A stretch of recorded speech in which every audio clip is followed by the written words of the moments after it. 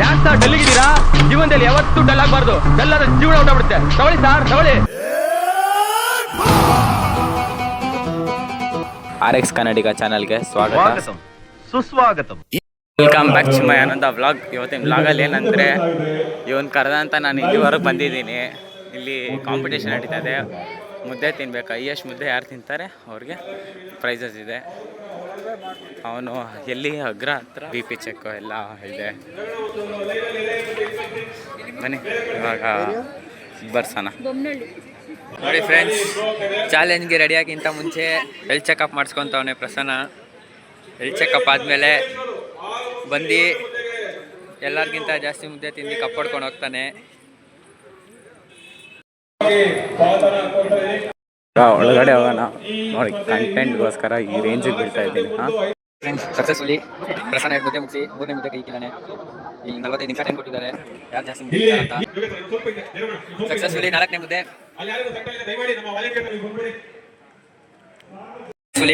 ಮುಗಿಸಿ 5ನೇ ಮುಗಿಸಿ ಕೈ ಇಕ್ಕಿದ್ದಾನೆ ಪ್ರಸನ್ನ. ಸಕ್ಸಸ್ಫುಲಿ 5ನೇ ಮುಗಿಸಿ 6ನೇ ಮುದ್ದೆ ಮುಗಿಸಿ 6ನೇ ಮುದ್ದೆ ಕೈ ಇಕ್ಕಿದ್ದಾನೆ ಪ್ರಸನ್ನ. ಸುಸ್ತಾಗ್ಬಿಟ್ಟಿದ್ದಾನೆ ನೋಡಿ. ಸಣ್ಣ 6ನೇ ಮುದ್ದೆ ಮುಗಿಸಿ 7ನೇ ಮುದ್ದೆ ಎದ್ದೊಳ್ಬಿಟ್ಟಿದ್ದಾನೆ. 7ನೇ ಮುದ್ದೆ ಕೈ ತೊಳಿತಿದ್ದಾನೆ ಇವಾಗ. ಅಣ್ಣ ಬಂದು 13ನೇ ಮುದ್ದೆ ತಿಂತಾ ಇದ್ದಾರೆ ಗೈಸ್.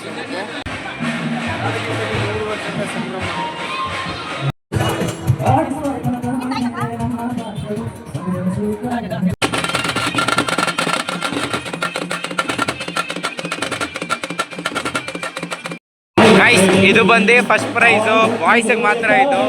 ಗರ್ಲ್ಸಿಗೆ ಬಂದು 3 ನಾಟಿ ಕೋಳಿ ಇದೆ.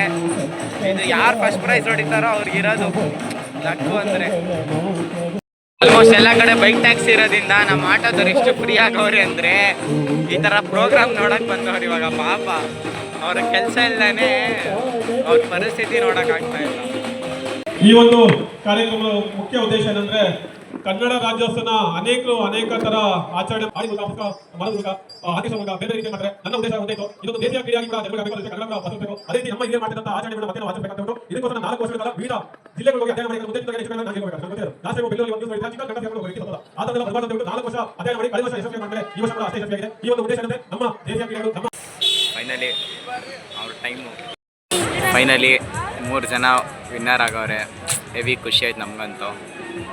ಮೀಡಿಯಾದವ್ರು ಓಡಾಯ್ತವ್ರೆ, ಕಾಯ್ತಾ ಇದ್ರು ಪಾಪ ಕಂಟೆಂಟ್ಗೋಸ್ಕರ.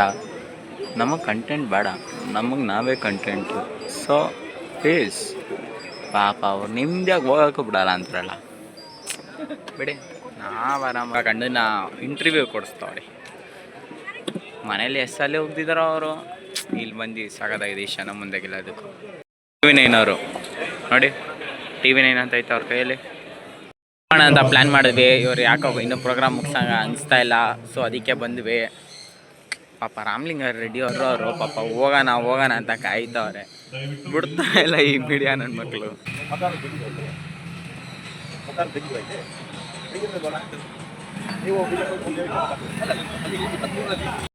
ಓಕೆ ಗೈಸ್, ಮತ್ತೆ ಇನ್ನೊಂದು ವಿಡಿಯೋದಲ್ಲಿ ಸಿಗ್ತೀನಿ.